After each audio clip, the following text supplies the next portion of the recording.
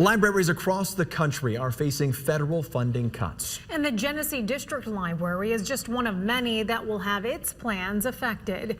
TV5's Zane Omer tells us what the library director says could be rolled back. Zane? The Genesee District Library operates more than a dozen libraries across Genesee County, and while 90% of their funding is local, they still expect to feel the effects of the pullback of federal money.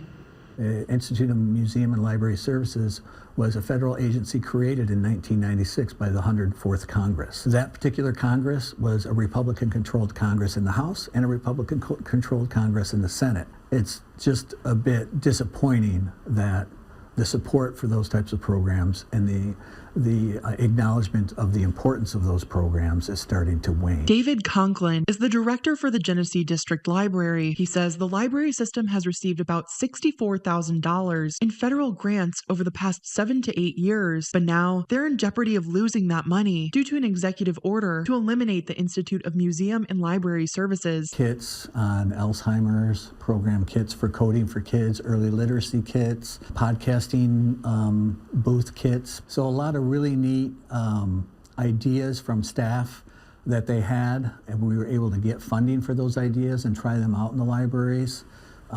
Those things are going to be significantly reduced. But the big cut, Conklin says, is the pullback of federal funds to the Michigan Electronic Library, impacting not only Genesee County, but the entire state. It's in the millions of dollars that Michigan will lose. And what that is, it's a collective of all of the public libraries, some of the special libraries, academic libraries, and all of their holdings are put together in one large database, 19 million different items, in a database that Michigan residents and students can go to and look for library books or magazines or things like that, and find them and then get them delivered to their home library. He says local libraries may be able to apply for grants from other federal agencies as long as they stay intact, but there will be fewer opportunities and a big difference to make up at the state level. So we're talking millions of dollars, and that's not something the state of Michigan, I think, can make up very easily at all. As it stands now, Conklin says they'll start feeling the loss of funding from the federal government starting in October. Libraries aren't going to close down,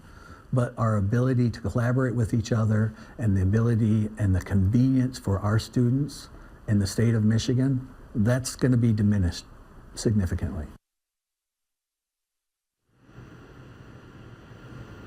Conklin says people can show their support for the Institute of Museum and Library Services by contacting their federal Congress members.